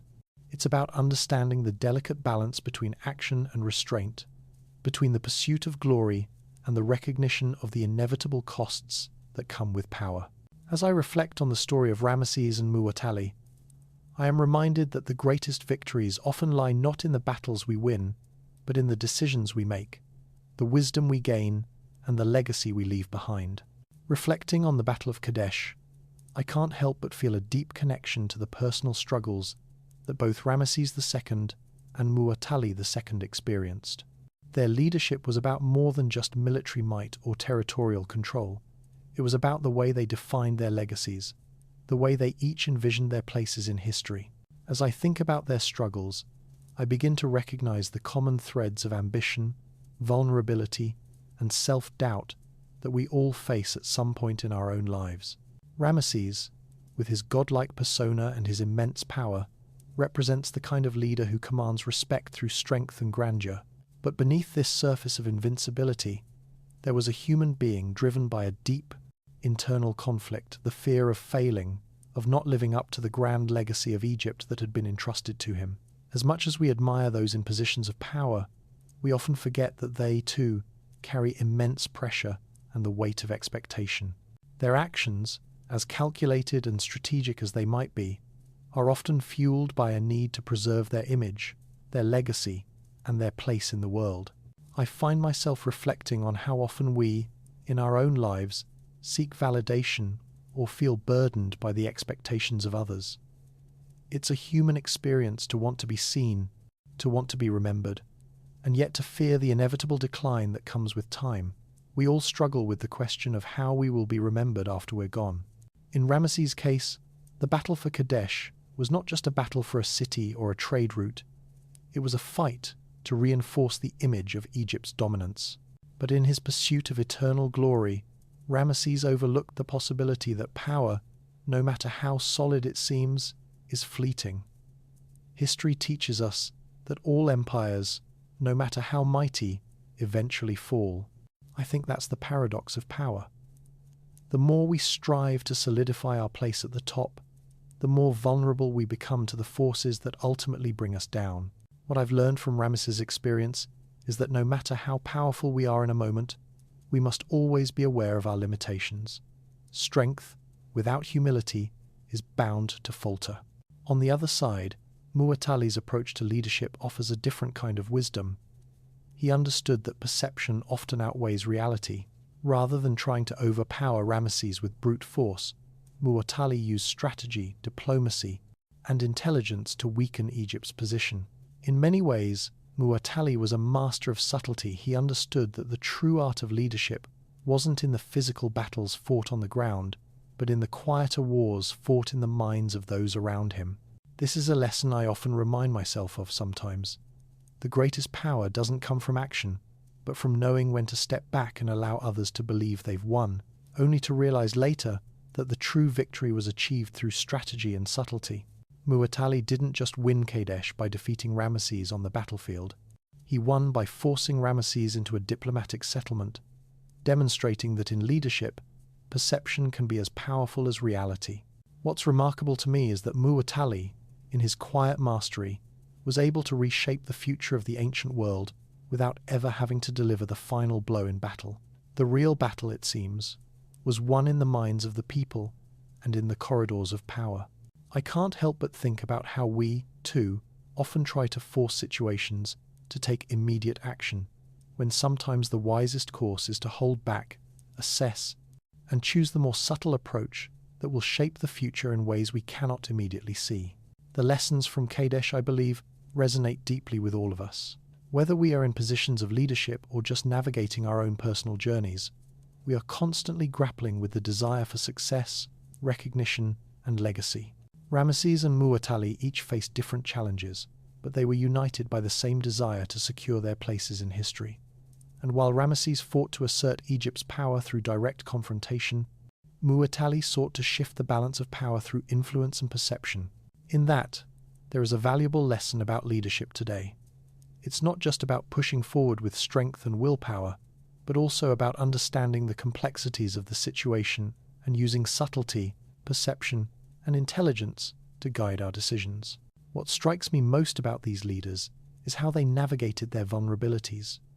Ramesses, for all his strength, could not avoid the fact that even the most powerful empires are fragile.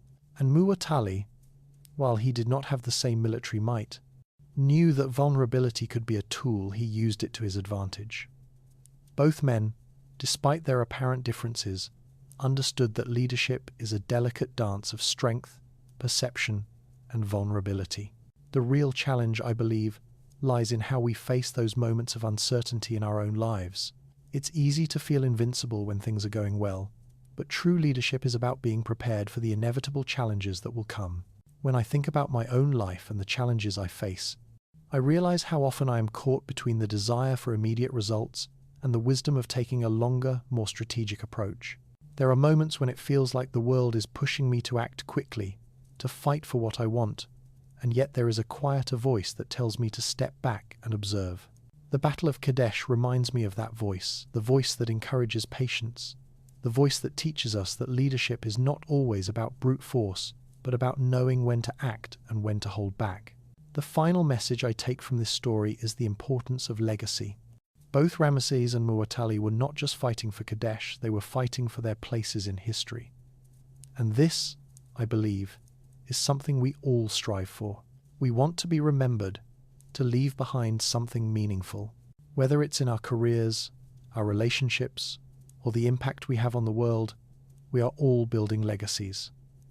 The question is not whether we will leave a legacy, but what kind of legacy we will leave. Will we be remembered for our victories, our conquests, and our strength? Or will we be remembered for our wisdom, our ability to navigate complex situations, and the way we shape the future through subtlety, diplomacy, and the understanding of the forces at play? As I look at the lives of Ramesses and Muwatalli, I realize that the greatest leaders are not those who conquer the most territory or win the most battles.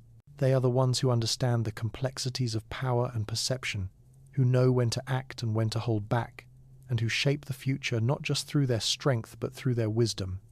And in that, I find the true measure of leadership, a leadership that leaves behind a legacy that transcends time and resonates through the ages. The Battle of Kadesh, in all its glory and tragedy, teaches us that true power lies not in force, but in the ability to influence and shape the course of history with grace, intelligence, and humility.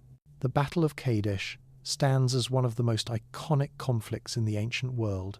It was not only a war fought with armies, weapons, and chariots, but a battle of ideologies, perceptions, and the shifting sands of power.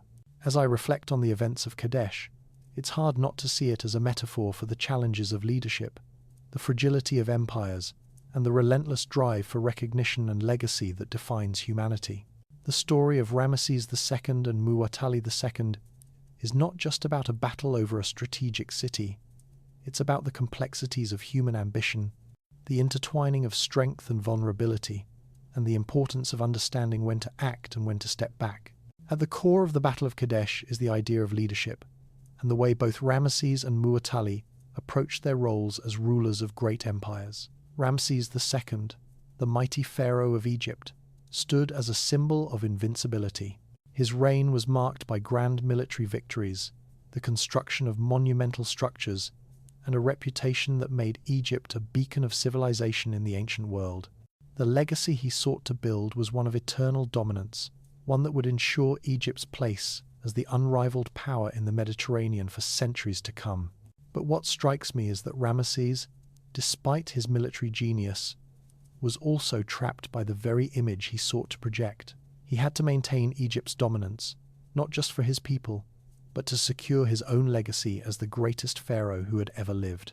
What is often overlooked, however, is the burden that such expectations place on a leader. The pressure to be invincible, to continually succeed, to live up to the grandeur of past rulers can be suffocating. Ramesses, as much as he was revered, was also vulnerable. His empire was strong, but the very nature of his power was built on a delicate balance. The desire for eternal glory blinded him to the fragility of the world around him. When he faced Muwatalli and the Hittite forces at Kadesh, the idea of defeat, something Ramesses had never considered, loomed large.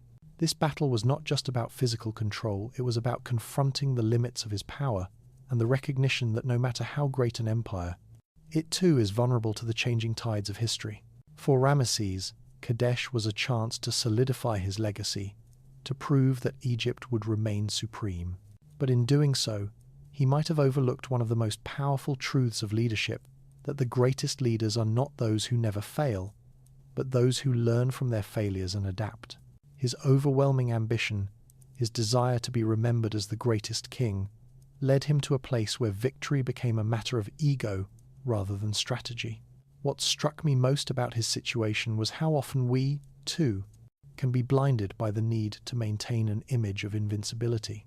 Whether in our careers, our relationships, or our personal lives, there's often a desire to present ourselves as always in control, never vulnerable.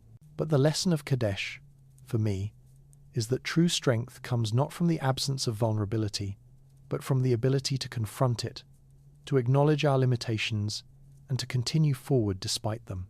On the other side, Muwatalli II's approach to leadership was far more calculated, far more subtle. Unlike Ramesses, Muwatalli did not inherit the legacy of an empire with centuries of dominance behind him. The Hittite Empire, though powerful, was still a relatively young player in the geopolitical landscape.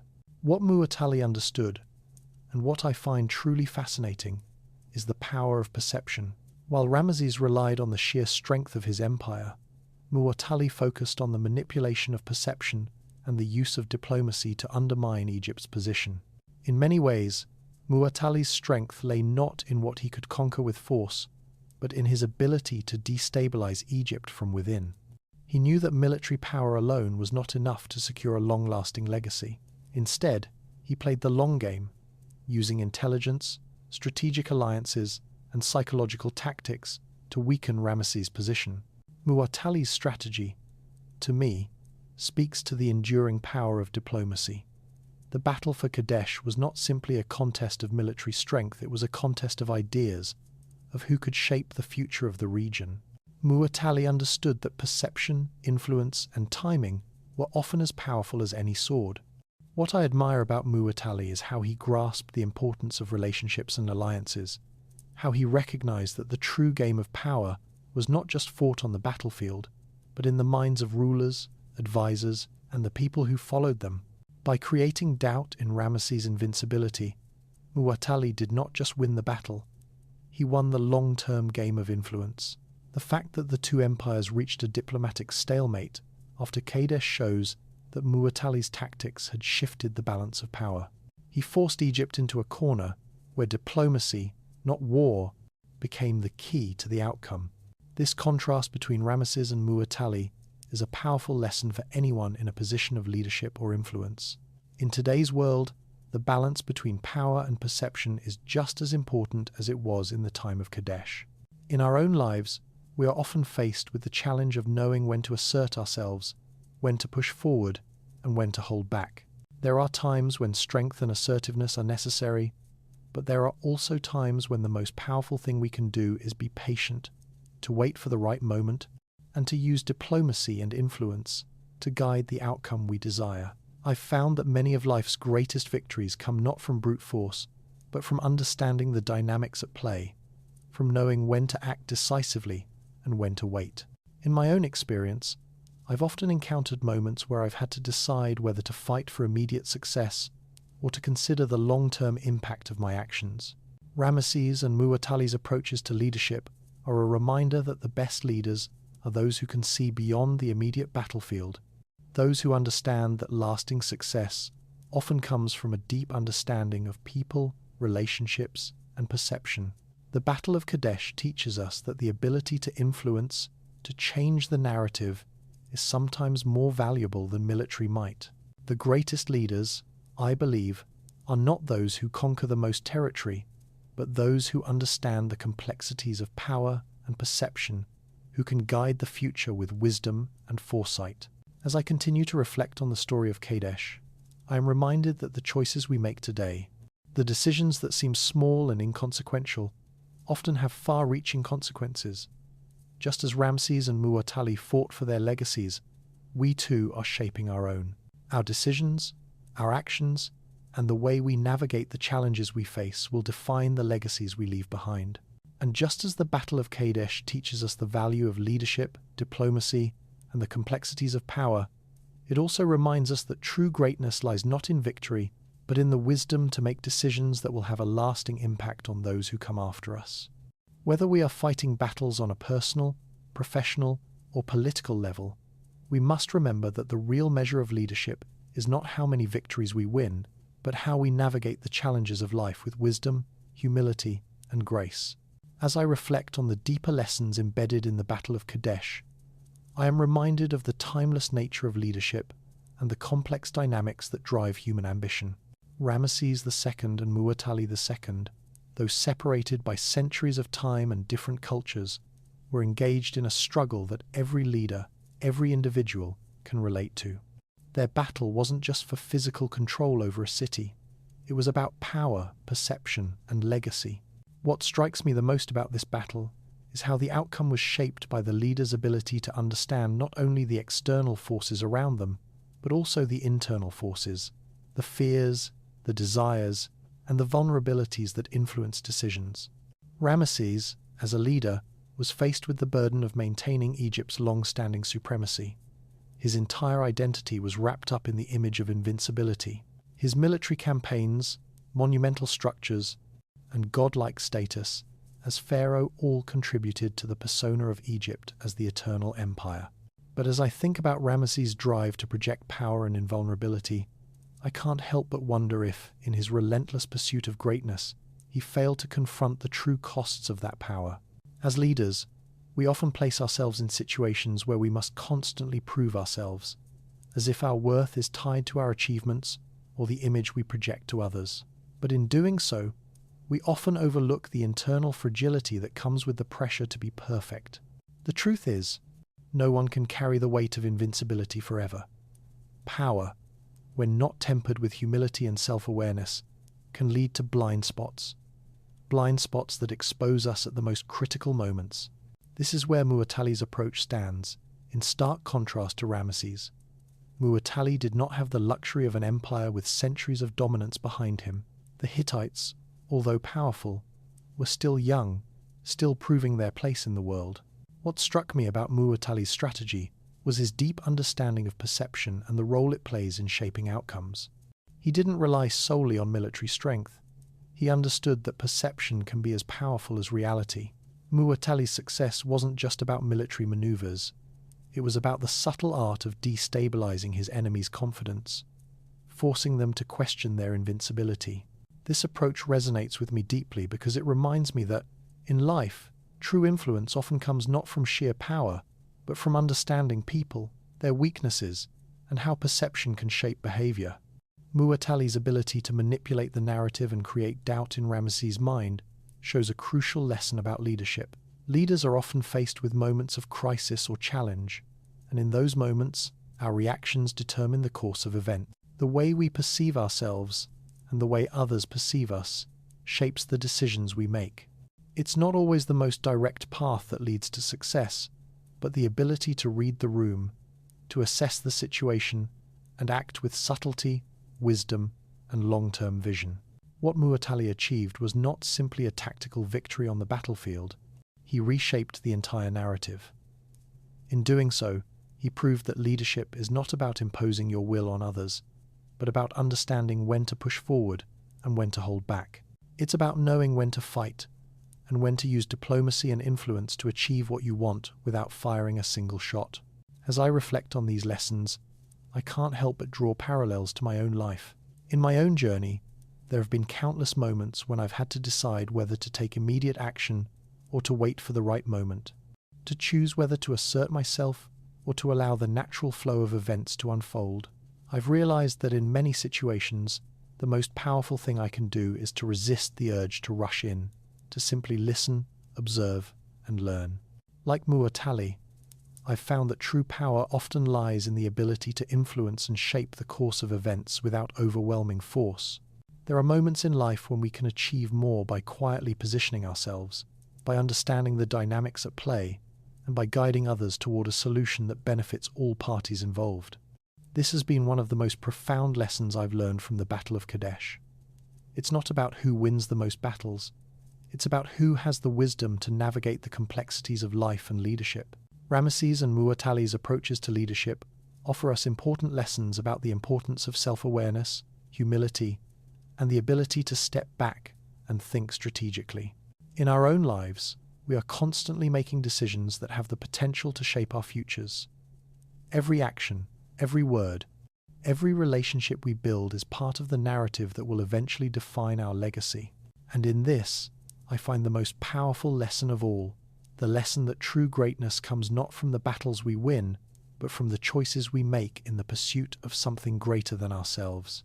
What this battle ultimately teaches us is that leadership is about understanding the delicate balance between power and humility, between action and restraint. Ramesses, for all his strength and glory, had to confront the harsh reality that no empire, no matter how great, is immune to failure. His vulnerability wasn't just in his military defeat, but in the realization that the very power he had built his life upon was fragile. Mu'attali, in contrast, understood that the most important battles are often not fought with weapons, but with perception, timing, and wisdom. It is the art of knowing when to act and when to step back, when to use force and when to use influence. As I continue to reflect on the lessons from the Battle of Kadesh, I am reminded that leadership is not about dominating others. It's about understanding when to push forward and when to take a step back. It's about knowing that power, when wielded wisely, can shape the future, but power, when used recklessly, can bring about its own downfall. The true measure of leadership lies not in victories won or enemies defeated, but in the legacy we leave behind. It's in the way we navigate life's challenges with wisdom, humility, and grace. And as I think about Ramesses and Muwatalli, I am reminded that the greatest leaders are not those who dominate the world around them, but those who understand how to shape the future with wisdom, vision, and a deep understanding of the human experience.